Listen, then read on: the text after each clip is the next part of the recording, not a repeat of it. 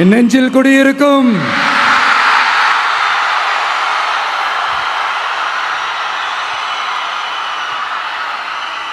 தமிழக மக்கள் உங்கள் அனைவருக்கும் என்னுடைய வணக்கமும் என்னுடைய நன்றிகளும். குறிப்பா திருச்சி கிழக்கு தொகுதி மக்கள் உங்கள் அனைவருக்கும் என்னுடைய ஸ்பெஷல் வணக்கமும் ஸ்பெஷல் நன்றிகளும். இதை நான் ஏன் இப்படி சொல்றேன்னா, என்னை இப்போ பெரம்பூர் தொகுதி எம்எல்ஏன்னு தான் சொல்லுவாங்க. பட் ஆனால் அது எலெக்ஷன் கமிஷனோட அந்த சட்ட விதிகளுக்கு மட்டும்தான் அப்படி.